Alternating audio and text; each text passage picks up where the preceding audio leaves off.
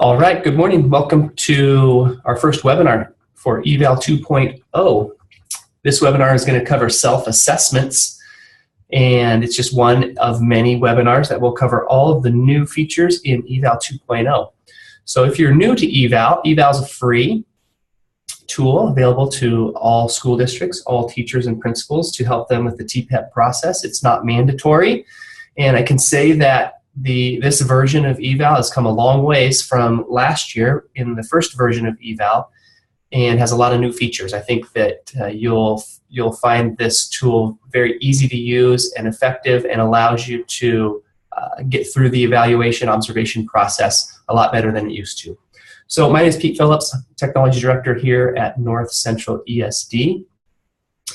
And I have a few resources that I will share with you at the end of the webinar. This webinar is probably going to be about 40 minutes long.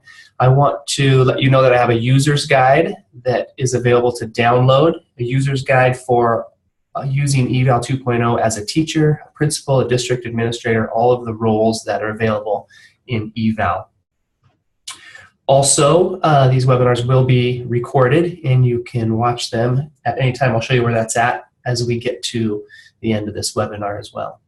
Today I'm going to use Sandbox. Sandbox is a test site that, or a place where you can practice using eVAL 2.0. The address you can see up in the URL box here on my screen is just sandbox.eval-wa.org. You don't need anything else after that. It'll take you to this screen, and then you can choose your district. All 295 school districts are loaded into the Sandbox. Or you can use your production site, your real eVAL login, and you can practice and play with your self-assessment inside of the real version. So one thing I want to clarify is that there is a role called the district administrator, and this is not a title of one of your administrators like your superintendent or a principal. This is a role that is assigned by your EDS manager that gives permission to someone in the district to manage eVAL. So that district administrator has the ability to actually turn on or turn off the option to do a self-assessment. So if you do not see self-assessment in your eVAL 2.0 screen, it's because your district administrator has turned it off. You'll need to talk to them about getting that turned on.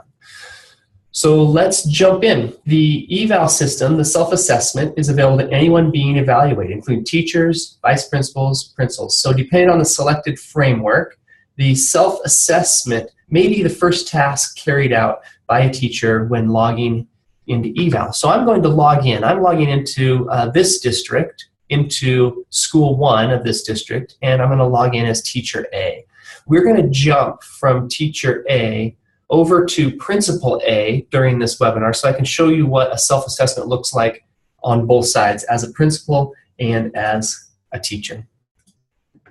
When you first log in to eVAL as a teacher, it brings you to your dashboard. I want to talk about a couple pieces of this screen because eVAL 2.0 is a lot different. You can see on the left-hand side, we'll be talking about this vertical menu. You can tell where you're at in the vertical menu by the green bar. So I'm on dashboard. It's kind of darker than the rest of these menu items. It also has a green bar next to it, and so it tells me where I'm at on this left-hand menu. We'll also be using this horizontal menu, which is filled with tabs. So I'm on the summary tab. Coverage tab would be something I could click on. So those are two menus to keep in mind. We're also going to be talking about a section of a screen that has some pop-up menus and some floating menus, and we'll get to those in just a minute. One more area I want to draw your attention to is up here in the top left. This is a place to spot check to make sure you're in as the right person and the right role. This is especially important for principals who, when a principal comes in, they can either work on an evaluation to evaluate a teacher, or they can work on their own evaluation. So as a principal, you'll be using this options button to switch roles, whether you're evaluating or being evaluated. So this is an important area. All right. Inside of the dashboard, the first thing we're going to do on the menu on the left-hand side is click on Self-Assessments, which has a coffee cup, which is kind of appropriate. This screen brings us to the work area, which kind of has some watermark text here saying I have no self-assessments. This is what we call the workspace. We're going to follow instructions to add a self-assessment. So on the right-hand side, we're going to click the green button to add a self-assessment. There are 3 self-assessment tabs, and the Setup tab is the default tab up here on the horizontal menu. So we need to give our self-assessment a title. It auto-populates with a title, which is semi-appropriate. I'd like to make it a little bit more personal, so I'm just going to call this self-assessment for today's date, which is August 30. Everything is auto-saved in eVAL 2.0. There are no save buttons. Well, I take that back. There are a couple places that have a save button, but the save button is kind of a placebo for folks that like to hit save after they've done some work on a page. Every character stroke is automatically saved. All right, the self-assessment title, one restriction on this is it can only be 30 characters for some reason. Okay, have a title. Next step is to click on the Align and Score tab.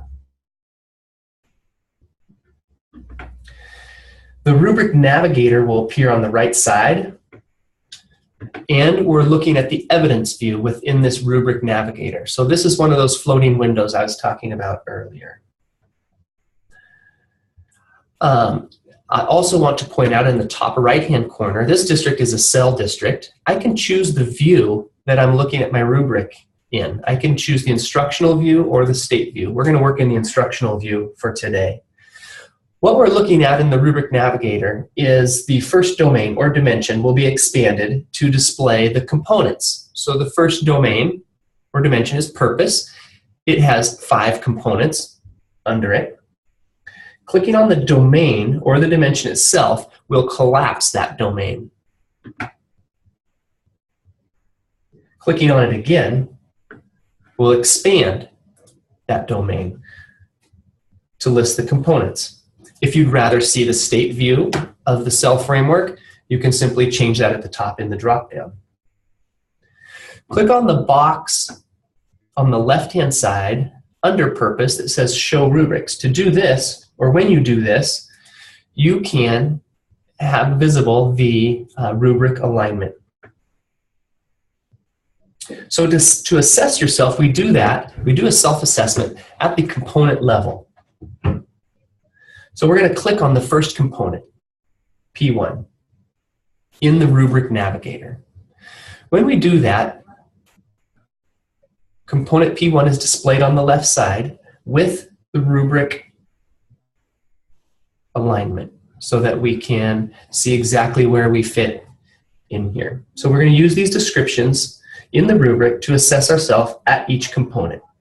To score yourself, or to I'm not sure what the correct word would be, but to score yourself within this component, we use this table at the top of each component level. So I simply click on a level, proficient, and I have scored myself in this component level. Some of you might have a green box right in this area called Show Critical Attributes. Some district administrators turn on this box.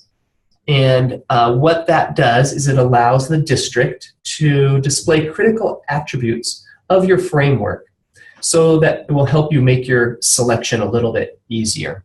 I don't have that turned on, and most districts do not use that, but it is a feature.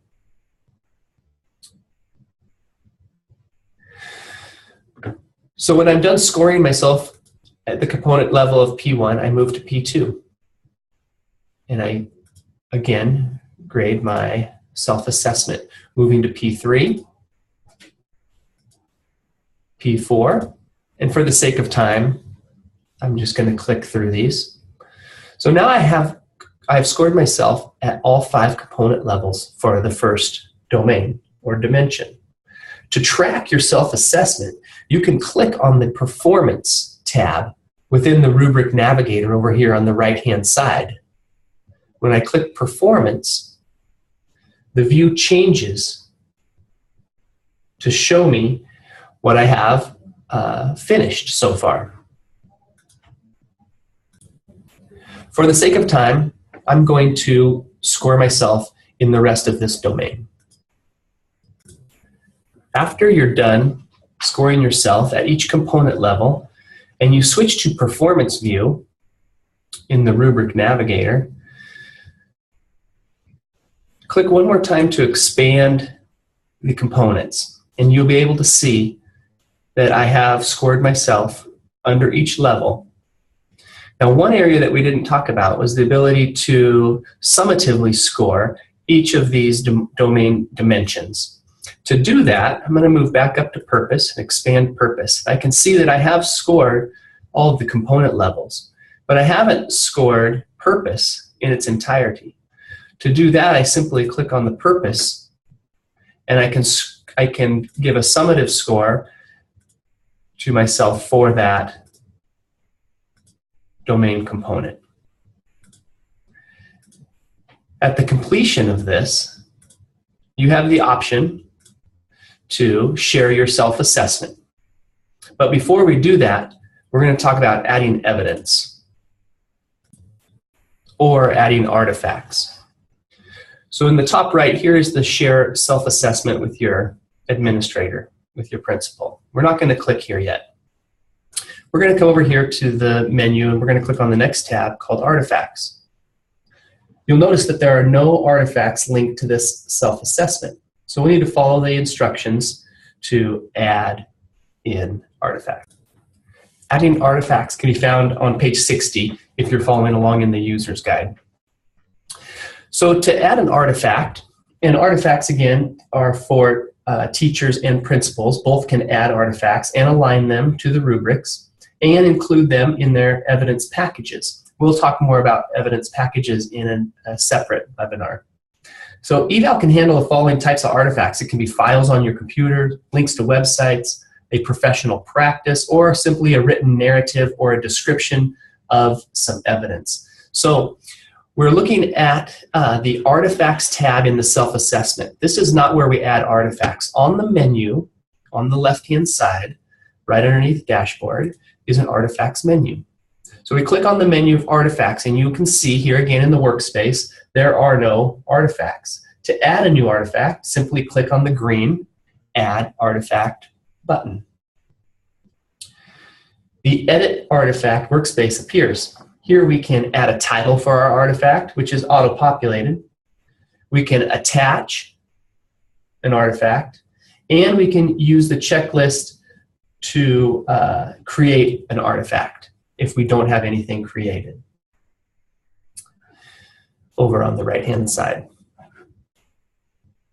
To upload a file as an artifact, which is what we're going to do for our sample today, is we're going to click on the Add File green button within the workspace window. You'll notice that a menu pops up, which is pretty cool. This dialog box appears. It allows many possible sources for your files. You can upload a file that's simply on your computer, on your desktop, or in a folder that's local to this machine. You can take a picture using the camera on your computer or iPad. You can copy and paste a web link. You can upload artifacts from Facebook, Box, Dropbox, Instagram, Evernote, OneDrive, or Flickr, and OneDrive. So lots of different options. We're going to choose a local file. So I'm going to click the big blue button. It brings up a window asking me which file on my computer I would like to insert. I'm going to choose some sample files that I have on my computer. For this,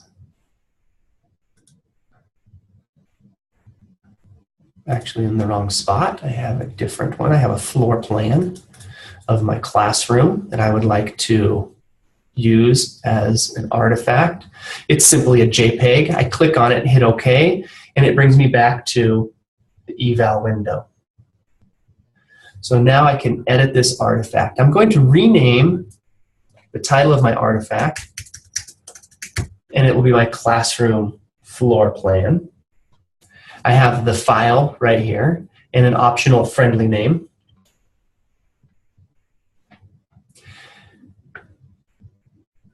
I can choose this file. I can choose a different file. I can finish this artifact, or I can cancel. I'll be done. We'll click done. The floor plan picture is attached. I have a couple options now. I can add another artifact simply by clicking on add file or a website or a professional practice.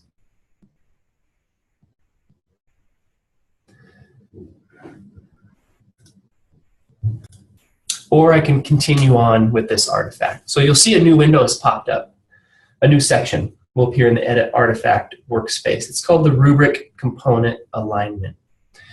So what I'm going to do now is align this artifact to a component within one dimension or domain. So this floor plan obviously is going to be under Classroom Environment. So if I click Classroom Environment and Culture, it expands to see the component level, and I would choose where this fits in. So Arrangement of Classroom, CEC1, is where this fits. Now you can choose more than one dimension, and you can choose more than one component within that. So I'm just, for the sake of just showing this, I'm going to click on Curriculum and Pedagogy, and I'm going to click on a couple components within that area. And then I'm simply going to hit Done. The screen now displays where I have aligned this artifact with the framework's components. They're listed in this section. I can edit this if I would like to realign them or if I would like to add more. And at the same time, another new section appears on the screen that allows to connect this artifact to any observation or self-assessment that might be in progress. If there are no self-assessments or observations, they won't be listed. And you can simply click Done. But if you do want to connect this, which we do, to our self-assessment that we are working on, we're going to follow these instructions. In the new section at the bottom of the screen, under Connect to Observation or Self-Assessment, we do have a self-assessment in the works right now. We do not have any observations. It would show up here also. Simply click on the blue bar for self-assessments, and it lists our current self-assessment that we are working on right now. I would select that self-assessment, places a green check next to it, and shows me that there is one self-assessment available. And then I can provide a reasoning if I would like. Okay, after connecting the observations, or connecting the artifact to the self-assessment and providing a reasoning that shows the layout of my classroom is engaging my students, I click Done. And on the right-hand side of the checklist, you can see the next step as we work down is to share this artifact. So you have a few options. You can delete the artifact. You can save and close if you're not quite done with it. You want to come back. I can also, at this point, I can come back and I can still add more artifacts and attach them to this self-assessment if I want to. But if you are done and you're ready to share this artifact, click on the green Share Artifacts button. Now you'll notice on the left-hand menu, we're still in the Artifacts section. We are looking at the one artifact that we just uploaded, and it has all the details about how it is aligned, what it is connected to, and you still can edit and add to or change this artifact. So if you do share an artifact, all of those artifacts show up in the year-to-date evidence. On the left-hand menu, click on Year-to-Date Evidence. This will display in the workspace all of the year-to-date evidence that you have. The rubric navigator will appear on the right-hand side in this screen in the eVAL tool. This rubric navigator will appear and will show you the first domain or dimension. It is expanded by default. This rubric navigator quantifies the number of artifacts that you have attached. you have aligned and possibly connected so far this year for each dimension or domain and each of its associated components. You can click on Other Components to see the artifacts that are aligned. So this dashboard shows you with these boxes with numbers how many collected pieces of evidence you have for each component under each domain or dimension. Again, we'll be talking about packaged evidence as we go into some other webinars. So remember, a couple things about artifacts. One, an artifact can include several items. The same artifact can align with several components of a domain or dimension. And number three, this rubric navigator on the right-hand side quantifies the aligned artifacts and not the specific items included in the artifacts, just the artifact as a whole.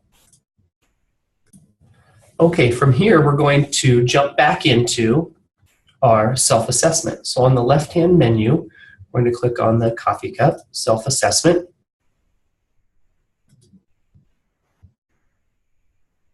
We're going to go into this self-assessment that we were working on before by clicking the Edit button.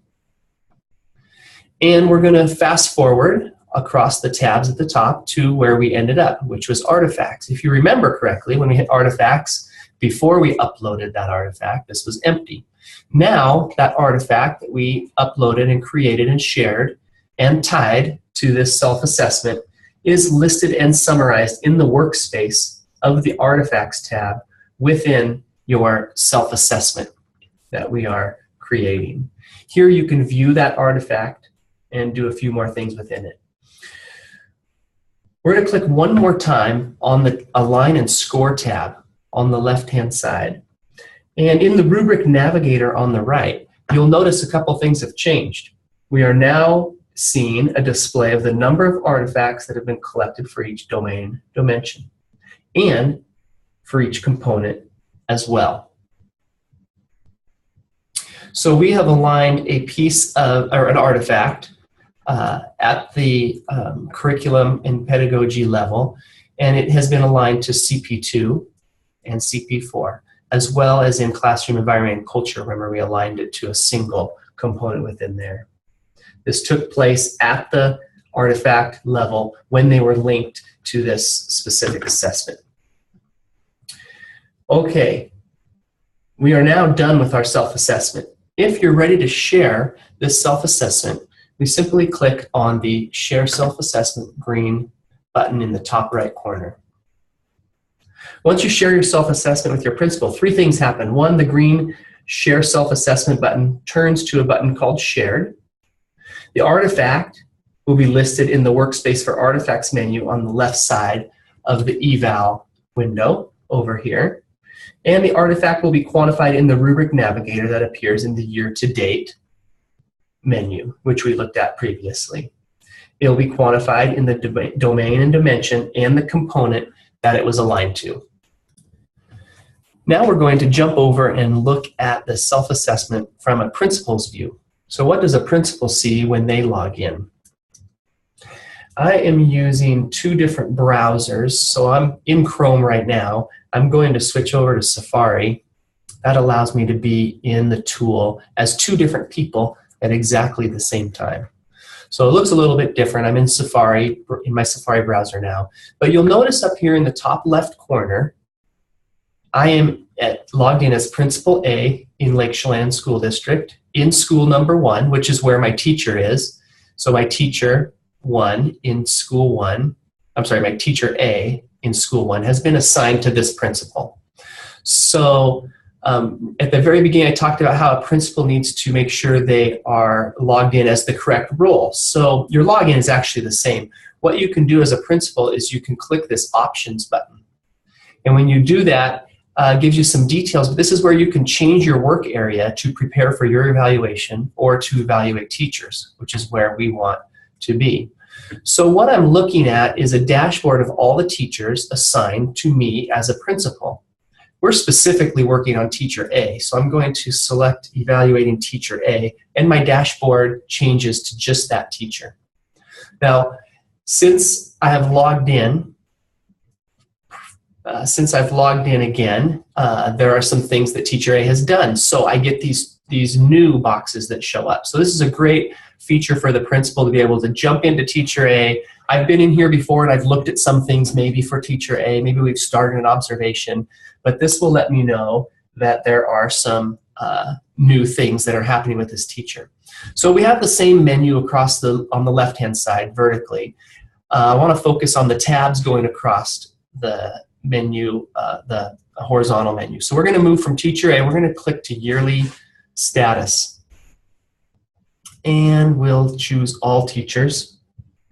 And we can see this is just another view for a principal to be able to see what is happening with the teacher. So Teacher A, you can see I have a new button that gives me, at a glance, I can see all my teachers and see which ones have some activity. So we're going to click on the view under the action for Teacher A, and the principal's dashboard for that teacher will appear.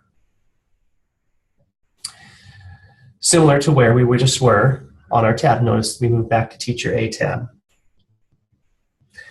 So this is the teacher's name. Obviously, we can make sure we're in the right spot. Appears on the tab. We're going to scroll down. The activity summary, these 4 areas basically just link and jump you to information that's lower on the screen. So all of these 4 areas are just down. So we could click self-assessment, or we can simply scroll down. When we get to the self-assessment area, we can do all aspects of this self-assessment by clicking on the 3 tabs. Oh, sorry, I got ahead of myself. When you get to the self-assessment area, you can see an overview of this self-assessment. If the teacher had shared multiple self-assessments, you would see them all here. If we click on View for this single self-assessment, here are the tabs, the other 3 tabs that we can walk through. These are the same tabs that the teacher had. And when we click on these tabs, we can see a very similar screen to what the teacher had there. To return to the dashboard, we simply deselect the teacher's name in the left-hand menu, and we get back to all teachers that are assigned to this principal. Another neat feature of eVAL 2.0 is the coverage tab. So while I'm in the principal's dashboard, looking at all the teachers that are assigned to me, or all the teachers that are within this building, this coverage tab, when we click on the coverage tab, it's a view of a table that summarizes the evidence that has been collected or packaged for every teacher. So we will use these drop-down menus to change the view of the workspace to look at in different ways. So collected evidence, packaged evidence, there isn't anything in there yet. And what's covered is kind of cool. We can see what has been submitted, what teachers have put artifacts in and aligned it to the domain. But this, what's not covered is kind of cool. And this looks a little busy now, but as you move through the year, this screen would have less and less information and allow you to help the teachers to focus on the areas that they have yet to put evidence or artifacts in for.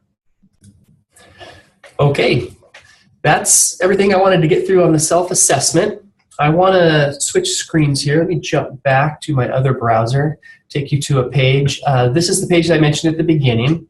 It is at the ESD's main page, so www.ncesd.org/eval.